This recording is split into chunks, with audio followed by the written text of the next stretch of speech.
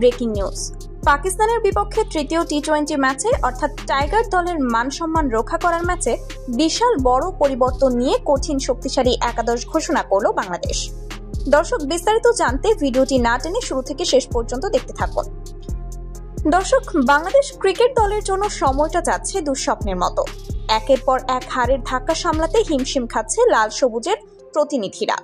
সর্বশেষ সংযুক্ত আরব আমিরাতের বিপক্ষে 2-1 ব্যবধানে সিরিজ হারের পর থেকেই দল নিয়ে চলছে ব্যাপক সমালোচনা ও বিশ্লেষণ।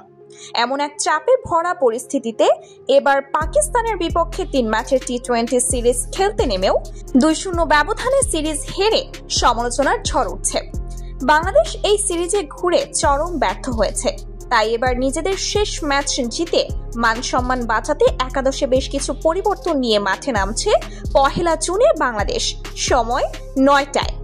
দর্শক, ইনজুরির কারণে ছিটকে গেছেন শরীফুল ইসলাম। তার বদলে তার জায়গাতে খেলবে খালেদ আহমেদ এবং ছন্দ ছাড়া বাজে বোলিংয়ের জন্য রিশাদকে একাদশের বাহিরে থাকতে হবে।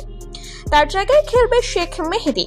দর্শক, ওপেনিং এ পারভেজের জায়গায় খেলবে নাজমুল হাসান শান্ত। এছাড়াও দলে আরো একটি পরিবর্তন হতে পারে। তো দর্শক, আসুন এক নজরে দেখে নেই বাংলাদেশের সম্ভাব্য একাদশ। অধিনায়ক লিটন দাস, তানজিদ হাসান, নাজমুল হাসান শান্ত, তৌহিদ হৃদয়, জাকের আলী, শামীম হোসেন, শেখ মেহেদী হাসান, হাসান মাহমুদ, তানজিম হাসান সাকিব, খালেদ আহমেদ। তো দর্শক, আপনাদের কি মতামত?